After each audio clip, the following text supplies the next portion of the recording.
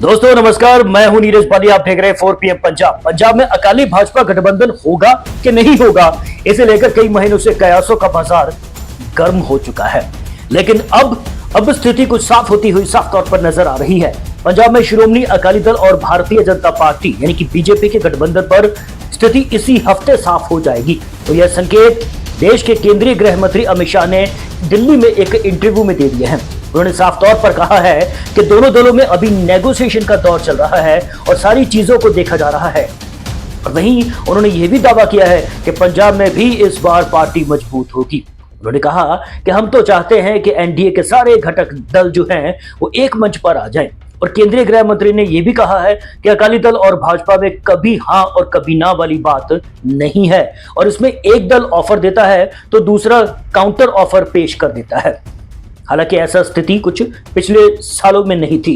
हालांकि उन्होंने कहा कि गठबंधन में जाने से पहले भाजपा का उचित हिस्सा होना और कार्यकर्ताओं के सम्मान को भी हम पहल के आधार पर देखते हैं। और बीजेपी के सूत्रों के मुताबिक भाजपा और अकाली दल में गठजोड़ यानी गठबंधन जो है अपने अंतिम चरण तक पहुंच चुका है। जैसे कि हमने आपको कल भी खबर दी थी और 2-3 दिन पहले भी। सीट शेयरिंग को लेकर भी पेच फंस रहा है और दोनों दलों में 5-8 को लेकर अभी तक सहमति नहीं बन पाई है।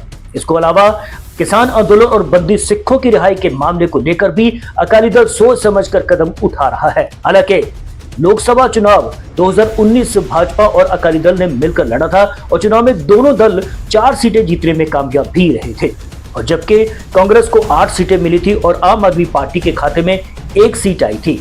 और कृषि कानूनों के चलते दोनों दलों की राहें अलग भी हो गई थी। 2022 में दोनों दलों ने अलग अलग चुनाव भी लड़ा और पंजाब में अकाली दल और भाजपा के बीच 25 साल तक का गठबंधन चला था जो टूट गया किसान आंदोलन की वजह से।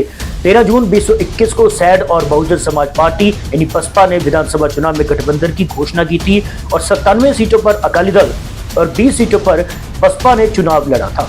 और उधर 28 दिसंबर 2021 को पंजाब भाजपा ने पंजाब लोक कांग्रेस यानी PLC और सैड यानी कि अकाली दल संयुक्त के साथ विधानसभा चुनाव में गठबंधन किया था। लेकिन सैड और बीजेपी दोनों को ही नुकसान झेलना पड़ा था। हालांकि अब भाजपा ने पंजाब के संगठन को मजबूत करने का दावा कर डाला है और पंजाब भाजपा के प्रधान सुनील जाखड़ की अगुवाई में कई लोग पार्टी से जुड़े हैं। पिछले कुछ दिनों में काफी खबरें निकलकर सामने आई है। महारानी प्रनीत कौर भी, कैप्टन अमरिंदर सिंह के परिवार को इन लोकसभा चुनावों में एक टिकट मिलना तय है और कैप्टन अमरिंदर सिंह पहले ही चुनाव लड़ने से मना भी कर चुके हैं। वहीं पटियाला की सांसद प्रनीत कौर और कांग्रेस छोड़ भाजपा में शामिल हो चुकी हैं। जी हां, और माना जा रहा है कि वह पटियाला से भाजपा की उम्मीदवार हो सकती हैं क्योंकि पटियाला उनका गढ़ रहा है। वहीं रिटायर IFS तरनजीत सिंह संधू ने भी बीजेपी ज्वाइन कर ली है। हमने कल आपको खबर दी थी और वह अमृतसर से बीजेपी के उम्मीदवार हो सकते हैं। उधर होशियारपुर में कांग्रेस छोड़कर आम आदमी पार्टी यानी आप में शामिल हुए डॉक्टर राजकुमार चब्बेवाल पर श्रोमणी अकाली दल के नेता विक्रम सिंह मजीठिया ने फिर हमला बोल दिया है उनके पिछले कामों को लेकर। उन्होंने कहा कि अगर जो वह मुद्दा उठा रहे हैं उसमें डॉक्टर चब्बेवाल को क्लीन चिट मिल गई है तो वह बताएं कि 19 दिसंबर 2023 को अदालत में जमानत के लिए वो क्यों गए थे। और यह बात उन्होंने अपने सोशल मीडिया अकाउंट ट्विटर पर लिखी है। ये देखिए, कुछ चिट्ठियां भी साथ में डाली हैं और साथ ही जमानत से लेकर उनके खिलाफ हुई शिकायत तक की कॉपियां शेयर की हैं। ये देखिए, नहीं उन्होंने लिखा है कि झूठ बोलने से पहले आप अपने कागज चेक कर लेते। दरअसल इस मामले की शुरुआत एक दिन पहले मंगलवार को हुई थी और शियद यानी कि अकाली दल के नेता विक्रम सिंह मजीठिया ने प्रेस कॉन्फ्रेंस कर इल्जाम भी लगाया था कि चब्बेवाल के खिलाफ धोखाधड़ी का केस दर्ज किया जाना था, जबकि CM भगवंत मान सरकार ने उन्हें पार्टी में ही शामिल कर लिया। जैसा बीजेपी में अक्सर होता है ऐसे इल्जाम जो लगते हैं। और मजीठिया का इल्जाम था कि आप नेता हरमन संधू ने चब्बेवाल पर गंभीर लाभार्थियों के मकानों की मुरम्मत के झूठे सैंक्शन लेटर देने का इल्जाम लगाया था। उन्होंने कहा था कि चब्बेवाल ने जरूरतमंद व गरीब करीब 4600 लोग पहले ही ठगे थे, वहीं अब संख्या यह 10,000 पार ही कर जाएगी।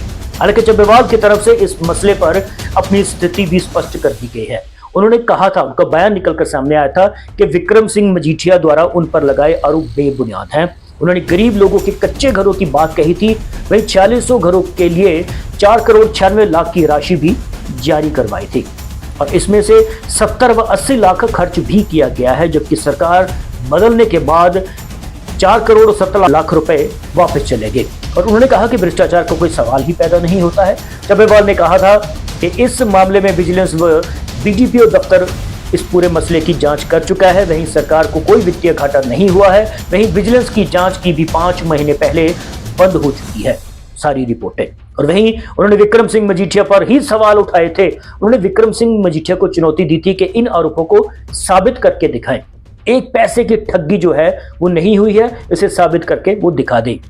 और अगर साबित कर देंगे तो राजनीतिक करियर से वे संन्यास भी ले लेंगे और मजीठिया को भी राजनीति में रहने का फिर कोई हक नहीं होगा अगर वो गलत पाए गए। धन्यवाद।